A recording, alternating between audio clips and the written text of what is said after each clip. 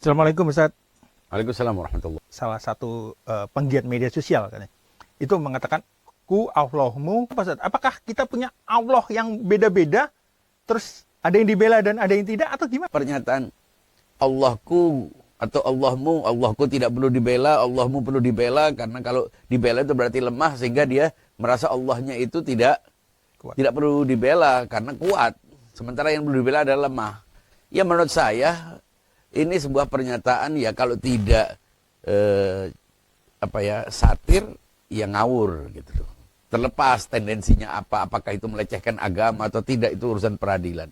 Kalau itu satir, ya pertama lihat dulu ini yang mengucapkan orang percaya Allah atau tidak.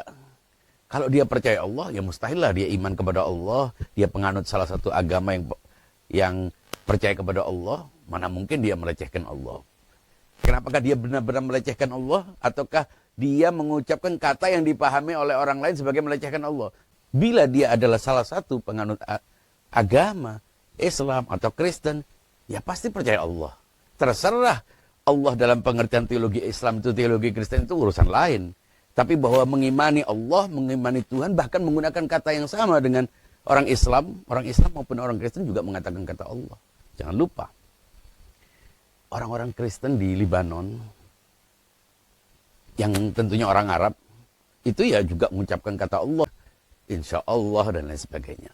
Kata Allah itu dalam bahasa Arab adalah kata ma'rifah.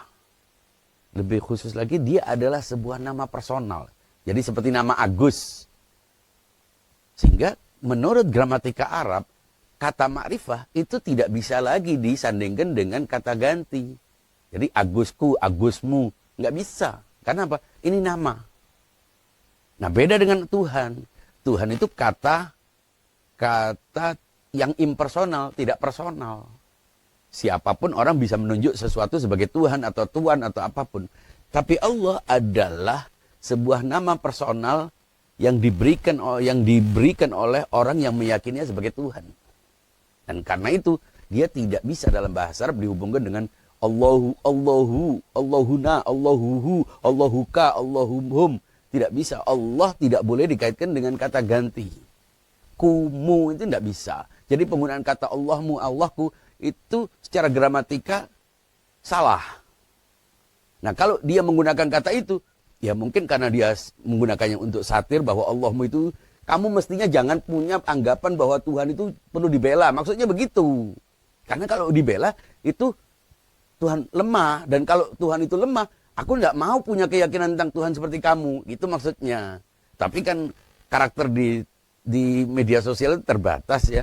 Sehingga ya mungkin dia tidak punya kemampuan untuk menyusun kata yang sekiranya bisa bebas dari penafsiran yang negatif atau kesalahpahaman.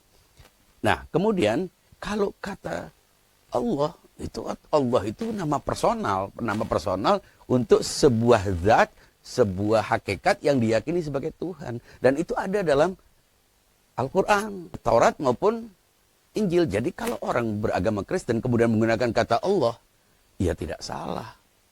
Makanya kalau dia katakan Allah lemah, nah itu masalah. Ini yang punya pernyataan kayaknya dia ingin ingin membantah tuduhan melecehkan agama dengan mengatakan bahwa dia adalah seorang mu'allaf. Bagi saya, tidak perlu mengaku sebagai seorang mu'allaf, entah dia benar atau tidak. Karena Tuhan dengan kata Allah, dengan nama Allah itu diyakini juga oleh penganut agama Islam, juga agama Kristen. Andaikan dia tetap Kristen pun, dia berhak untuk menggunakan kata Allah. Hanya saja ketika dia gunakan mu dan ku, kita, mereka tidak boleh digunakan. Dia perlu belajar untuk itu. Tentang membela itu tidak mesti orang yang dibela itu lemah. Siapa bilang? Karena membela Allah kemudian berarti dia menganggap Allah itu lemah. Kata membela itu punya banyak makna. Pembela di peradilan, apakah berarti yang dibela lemah? Belum tentu. Kadang membelanya karena benar. Jadi membela tidak identik dengan kelemahan yang dibela. Kadang membelanya karena dia benar, padahal dia tidak lemah. Pembelaan seseorang yang sudah benar tidak membuatnya lebih benar karena tidak berpengaruh kepada yang dibela. Justru berpengaruh kepada yang membela. Yang membela merasa perlu untuk menegaskan posisi benarnya dengan membela yang benar. Kalau dia memang sudah benar, ya benar.